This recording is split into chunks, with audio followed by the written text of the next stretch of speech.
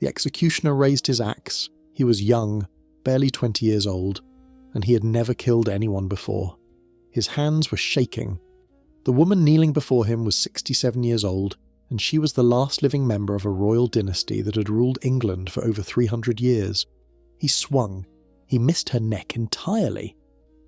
What followed on the morning of May 27th, 1541, was so horrifying that even hardened diplomats who had witnessed dozens of Tudor executions couldn't bring themselves to describe it fully in their reports. The Imperial Ambassador Eustace Chapuis, a man who had seen both Anne Boleyn and Thomas More die, would later write that Margaret Pole's death was cruel and inhuman, and that it shocked even those who normally show no pity. The professional executioner was gone that day. He had been sent north to deal with rebels. In his place stood a terrified boy with an axe and no idea how to use it. Margaret Pole was his first execution. She would require 11 blows. Margaret Pole wasn't executed because she committed treason. She was executed because she was born into the wrong family. Her father was a royal duke, her uncle was a king, her great-grandfather was a king, and her grandson, her 11-year-old grandson, was imprisoned in the cell next to hers, slowly starving to death, because King Henry VIII had decided that the safest Plantagenet was a dead Plantagenet. She had been locked in the Tower of London for 2 years. No trial, no formal charges, no explanation. Just a woman in her 60s, waiting every morning to find out if this would be the day they finally killed her. On May 27th, 1541, they came for her. She had less than an hour to live, and she had no idea it was coming. To understand why Henry VIII was so determined to kill a 67-year-old woman, you have to understand what that woman represented. Margaret Plantagenet was born on August 14th, 1473, into the most dangerous family in England. Her father was George, Duke of Clarence, brother to King Edward IV and King Richard III. Her mother was Isabel Neville, daughter of the most powerful nobleman in the realm. By blood, Margaret was closer to the throne than almost anyone alive, and in 15th century England that closeness was a death sentence waiting to happen. Her father was the first to go. George, Duke of Clarence, was executed for treason in 1478, when Margaret was just 4 years old. The legend says he was drowned in a barrel of wine, Malmsey wine specifically, though historians suspect the truth was more mundane, probably strangled or smothered in the Tower of London. Either way, Margaret's father was dead. Her mother had died giving birth to a younger sibling 2 years earlier, and the little girl who had become the last Plantagenet was suddenly an orphan. Everything was taken from her: her father's titles, his lands, his wealth. Parliament passed an Act of Attainder that stripped the children of their inheritance and their claims to the throne. Margaret and her brother Edward were now legally no one, disgraced, disinherited, dependent on the charity of their royal uncles.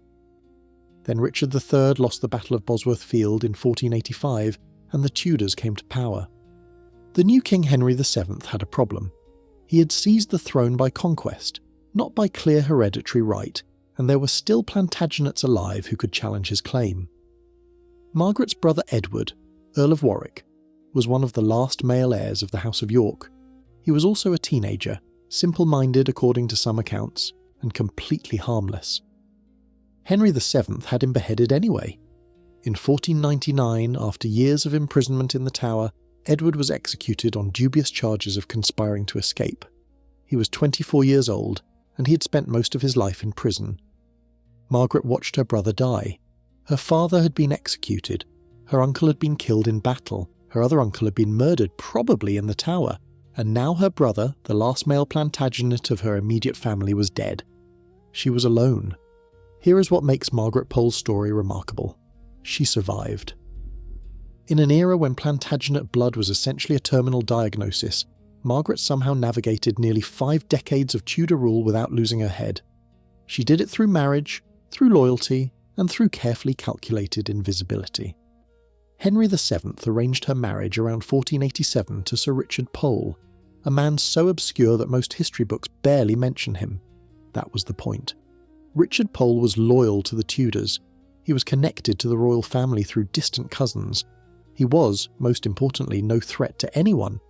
By marrying Margaret to this man, Henry VII was trying to dilute the Plantagenet bloodline, to bury this dangerous woman in domestic obscurity, where she couldn't become a rallying point for rebels. It worked.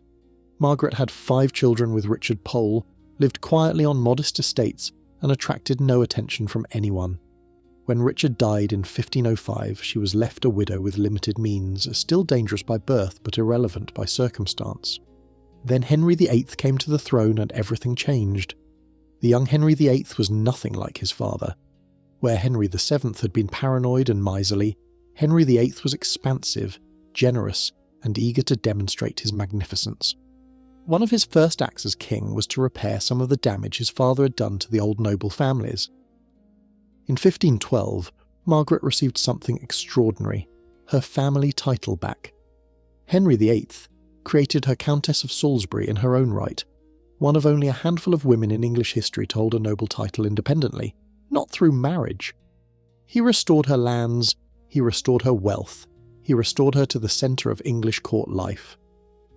More remarkably still, he gave her a position of profound trust. In 1520, Margaret was appointed governess to the king's daughter, Princess Mary. This wasn't just a job. It was one of the most important positions any noblewoman could hold. Margaret was now responsible for the education, the health, the spiritual formation, and the daily care of the heir to the English throne. Contemporaries described her as Mary's second mother. The princess adored her. Nobles begged for the privilege of placing their daughters in Lady Salisbury's household, which was considered a finishing school for the most promising young women in the realm. For nearly 2 decades, Margaret Pole occupied this position of extraordinary honour. She was the king's trusted servant, the princess's beloved governess, and one of the most respected women in England. She was also a devout Catholic, and that would be her undoing. When Henry VIII decided to divorce Catherine of Aragon in order to marry Anne Boleyn, he didn't just break his marriage, he broke England's relationship with the Catholic Church. The Pope refused to annul Henry's marriage. Henry responded by declaring himself supreme head of the Church of England, splitting from Rome entirely and demanding that every person in his realm acknowledge his religious authority.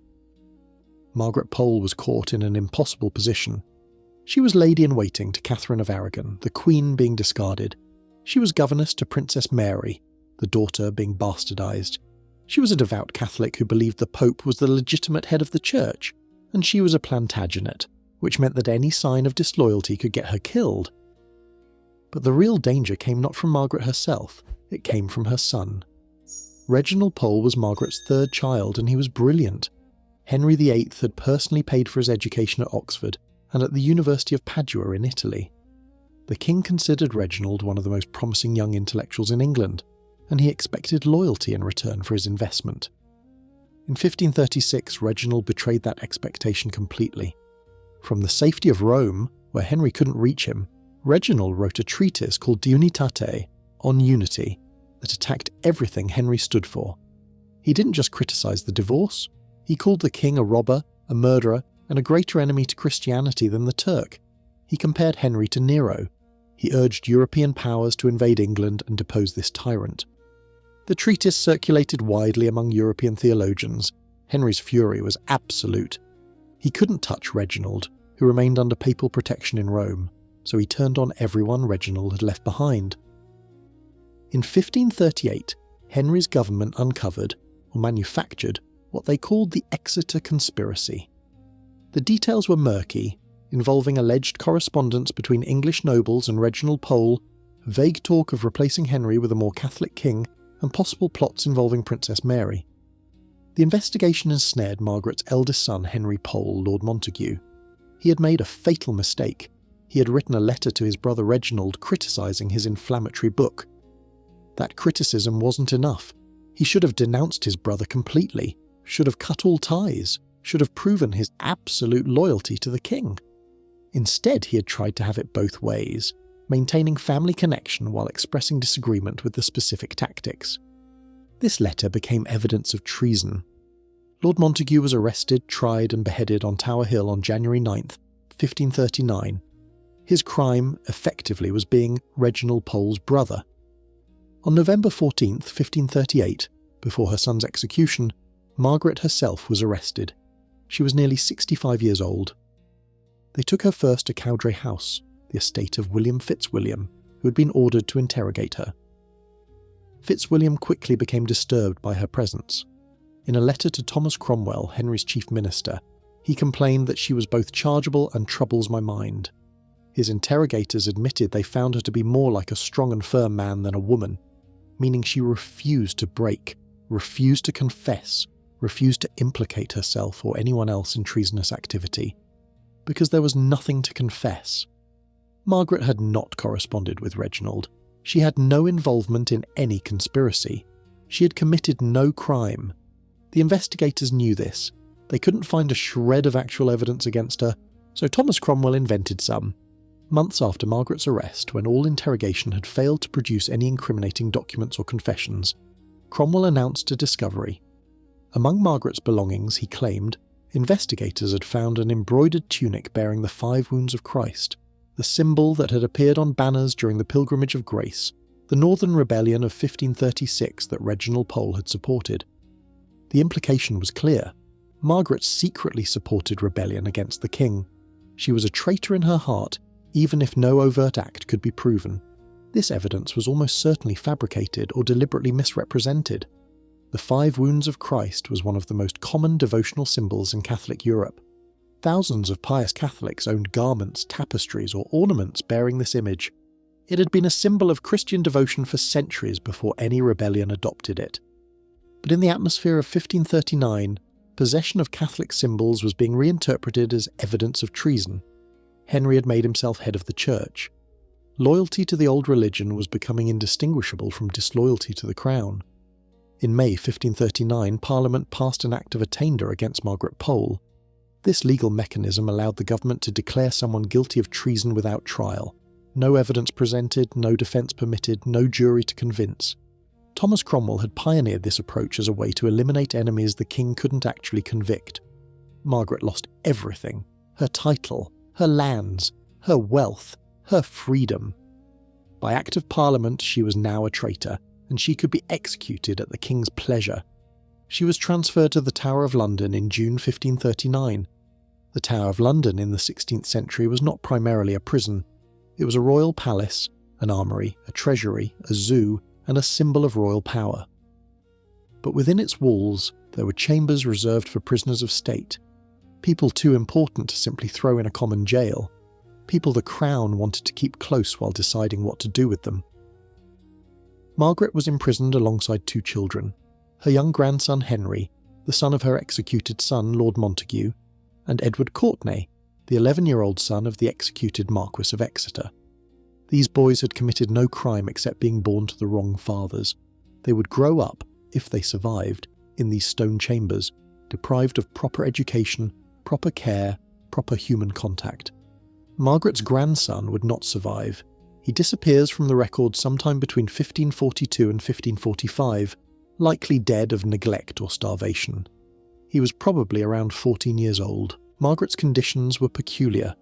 She was allowed a waiting woman to attend her. She received warm clothing. In March 1541, Henry VIII even ordered special gowns and footwear made for her, an act of strange, almost sadistic courtesy toward a woman he had stripped of everything and imprisoned without cause. But there was no trial date, no formal charges beyond the Act of Attainder, no explanation of what she had supposedly done, and no indication of when, or if, she might be released. Every morning for nearly 2 years, Margaret woke up not knowing if this would be the day they came to kill her. Remarkably, she was not included in the general pardon issued in 1540. Henry released many prisoners that year, a gesture of royal mercy. Margaret remained in her cell. Her grandson remained in his. This omission suggests something personal: Henry's vendetta against Reginald Pole, carried out on the helpless mother who couldn't be proven guilty of anything. During her imprisonment, Margaret composed a poem. Whether she actually carved it into the wall of her cell with her own hands, or whether someone inscribed it on her behalf, is debated. But the words survive, a record of defiance scratched into stone. For traitors on the block should die. I am no traitor, no, not I. My faithfulness stands fast, and so, towards the block I shall not go, nor make one step, as you shall see. Christ, in thy mercy, save thou me. These are not the words of a woman begging for mercy. They are a declaration of innocence, a refusal to accept the Crown's verdict. Margaret knew she was going to die. After 2 years in the Tower, she had no illusions about Henry's intentions, but she was determined to leave a record for posterity. She was no traitor, whatever Parliament said. She would not accept that lie, not even to save her life. By 1541, Henry VIII was falling apart. The athletic, charismatic prince who had charmed all of Europe was gone. In his place was a man of 49 who looked decades older, grossly obese, racked with chronic pain, increasingly erratic in his moods and his judgments. The transformation had begun with a jousting accident on January 24th, 1536. Henry was thrown from his horse, which then fell on top of him. He was unconscious for 2 hours. More significantly, he developed a leg ulcer, probably on an old wound that never properly healed. By 1541, this ulcer had become so severe that the French ambassador reported Henry's life was in danger from the infection. The wound would plague him for the rest of his life, periodically closing over and then bursting open again, causing agonizing pain that made the king increasingly irritable, suspicious, and cruel. His weight had ballooned to nearly 300 pounds, requiring hoists and mechanical devices to move him around. He suffered from chronic headaches. Modern historians have speculated about diabetes, Cushing's syndrome, syphilis, various conditions that might explain the combination of physical deterioration and psychological change. What is clear from contemporary records is that Henry was no longer the man he had been. His physicians noted melancholy and paranoia. Courtiers learned to fear his mood swings, which could shift from jovial to murderous without warning. Historian Lacey Baldwin Smith, studying Henry's behaviour in his final years, concluded that the king was experiencing a kind of personality dissolution, the collapse of the restraints and disciplines that had governed his younger self, leaving behind raw impulses of rage, fear, and vindictiveness. In May 1541, Henry was preparing for his royal progress to the north, his first major journey to York since becoming king. This was partly diplomatic. He hoped to meet with his nephew, King James V of Scotland. But primarily it was a show of force, a theatrical demonstration of royal power directed at the northern counties that had rebelled during the Pilgrimage of Grace 5 years earlier. Before departing, Henry wanted the Tower emptied of its long-term prisoners. The professional executioner had been sent north to deal with rebels who had risen again. Margaret's cell was needed for other purposes. The decision to execute her appears to have been made hastily, almost casually. There was no ceremony, no formal warrant signed with great deliberation. On the morning of May 27th, 1541, someone simply informed Margaret Pole that she would be dead within the hour. She was shocked, not at the death sentence itself, which she had lived under for 2 years, but at the suddenness. There was no time to prepare, no time for last sacraments administered by a priest of her choosing, no time to write final letters or make final arrangements. The guards came for her, and she had perhaps 45 minutes to live. Approximately 150 people gathered at Tower Green on the morning of May 27th, 1541. This was a semi-private space within the Tower complex reserved for the execution of nobility, people too important to die on the public scaffold at Tower Hill, where commoners might witness the spectacle. The Lord Mayor of London was present, diplomats were present, court officials were present. They expected to witness a solemn but routine execution. What they found instead shocked them. There was no proper scaffold, no elevated platform, no formal execution block of the type used for Anne Boleyn or Thomas More. Instead, someone had placed a low wooden block directly on the ground, a makeshift improvised apparatus that looked more like something assembled in haste for a farmyard slaughter than a state execution of a countess. More disturbing still was the executioner. The professional headsman was gone, sent north with his expertise and his finely honed blade. In his place stood a young man, described by the French ambassador as a blundering youth who had likely never executed anyone of rank before. Some accounts suggest he may never have executed anyone at all. He was visibly terrified. His hands were shaking. Margaret Pole was brought to the block. At 67, she was frail, her white hair visible beneath whatever head covering she wore. Contemporary accounts describe her as elderly and thin, a woman who had spent 2 years in confinement without adequate care. She was made to kneel. The young executioner raised his axe. The contemporary diplomatic records are explicit about what followed. though they spare some details. Eustace Chapuis, the imperial ambassador who had witnessed the executions of Anne Boleyn, and countless others, wrote that the executioner literally hacked her head and shoulders to pieces in the most pitiful manner. He missed her neck entirely on the first swing. The blade caught her shoulder, gashing it deeply. Blood poured from the wound, staining her white hair. He swung again and again. The crowd watched in mounting horror as the young man, panicked now, his terror making his aim worse with each stroke, continued to hack at the elderly woman. She may have moved after the first blow. Chapuis noted that she moved about after being struck. Whether this was involuntary reflex or conscious movement is impossible to know. Some later accounts, written decades after the event, claim that Margaret refused to kneel on the block, that she declared she was no traitor and would not die as one, that guards had to hold her down, that she jumped up and tried to run, that the executioner chased her around the scaffold swinging wildly. Modern historians believe these details are embellishments, dramatic elaborations that accumulated over time as the story was retold. But the core fact remains. It took 11 blows to sever Margaret Pole's head from her body. 11 blows for an elderly woman, from a terrified young man who had no idea what he was doing. The French ambassador Charles de Marillac called it a lamentable execution. Chapuis called it cruel and inhuman.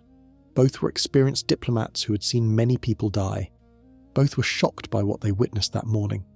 In the chaos of the botched execution, something else was recorded. Margaret's final words. The accounts vary slightly, but they agree on the essential content. She prayed for the king. She prayed for the Queen, Catherine Howard, Henry's fifth wife. She prayed for the prince who would become Edward VI. She prayed for the Princess Mary, whom she had served as governess for so many years. Her last spoken words, according to most accounts, were, "Blessed are they who suffer persecution for justice's sake, for theirs is the kingdom of heaven." Another version records her saying, "O Lord, have mercy on me, to God I commend my soul." These are not the words of a defiant martyr cursing her killers. They are the words of a woman accepting an unjust death with the Christian dignity she had practiced her entire life, praying for the people who had destroyed her, even as she died at their hands. Margaret Pole's body was wrapped and carried to the chapel of St. Peter ad Vincula, St. Peter in chains, the small church within the tower walls where executed prisoners were buried. She lies there still, beneath the floor, alongside Anne Boleyn, Catherine Howard, and dozens of others who died at the Crown's pleasure. Her young grandson Henry, still imprisoned in the tower, was not executed. Perhaps Henry VIII feared the public reaction to killing another elderly Plantagenet followed immediately by a child. Instead, the boy simply disappeared. He vanishes from the records sometime in the early 1540s. Most historians believe he died of neglect, slowly starved, inadequately cared for, forgotten in his cell until he ceased to exist. The Pole family was effectively destroyed. Margaret's executed son Henry had left minor children. Her son Reginald remained safely abroad in Rome, beyond Henry's reach. The English branch of the family had been annihilated. When Reginald Pole learned of his mother's execution, his response was both grief and vindication. He declared, "I am now the son of a martyr whom the King of England has brought to the scaffold, although she was 70 years old and his own near relation, for her perseverance in the Catholic faith." Reginald would live to see a kind of triumph. In 1553, after Henry's death and the brief reign of Edward VI, Henry's Catholic daughter, Mary I, took the throne. She restored England to the Roman Catholic faith, and she appointed Reginald Pole, the son Margaret had not seen since he fled to Rome, as Archbishop of Canterbury. The last Catholic Archbishop of Canterbury in English history was the son of the woman Henry VIII had butchered on Tower Green. Reginald died in 1558, the same year as Queen Mary. The Protestant Elizabeth I took the throne, and England returned to the Anglican faith permanently. But for 5 years, a Pole had led the English Church back to Rome, the very outcome Henry had killed Margaret to prevent. For over 3 centuries, Margaret Pole was remembered as a victim, a cautionary tale about the dangers of proximity to power, about the price of Plantagenet blood, about the cruelty of Henry VIII in his declining years. Then, on December 29, 1886, Pope Leo XIII officially changed her story. Margaret Pole was beatified that day, recognised by the Catholic Church as Blessed Margaret Pole, a martyr who had died for her faith. She was one of 63 English Catholics beatified together, all victims of the religious persecutions of the Reformation era. Her feast day is May 28th, the day after her execution. In Catholic tradition, the feast day of a martyr typically commemorates the day of their death, their dies natalis or birthday into eternal life. Margaret's feast is placed the day after, perhaps because May 27th was already claimed by another saint, perhaps simply as a matter of administrative convenience. The recognition was a powerful reversal. The woman Henry VIII had condemned as a traitor is now officially recognised by the International Catholic Church as a saint. The judgment of a dying, paranoid king has been overturned by the judgment of history. Margaret Pole's execution was not simply one more death among the many Henry VIII ordered. It was a demonstration of how completely legal systems can be corrupted by a paranoid ruler seeking to eliminate threats to his power. She was condemned without trial by act of attainder, using a mechanism designed to bypass ordinary justice. She was convicted on fabricated evidence, a devotional garment reinterpreted as proof of treason. She was imprisoned for 2 years without formal charges or a trial date. She was executed hastily and carelessly, without proper ceremony, by an incompetent executioner who turned her death into a prolonged horror. And she was almost certainly innocent of everything she was accused of.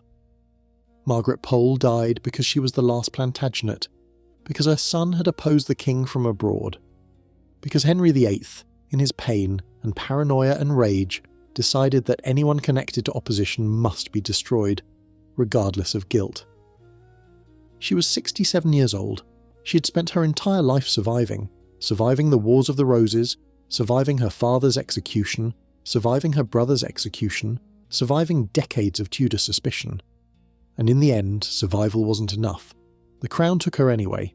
The executioner's inexperience that morning cost Margaret Pole 11 terrible blows, but her dignity cost her nothing. She prayed for her killers until she could no longer speak. She refused to accept the title of traitor, carving her innocence into the stone walls of her cell.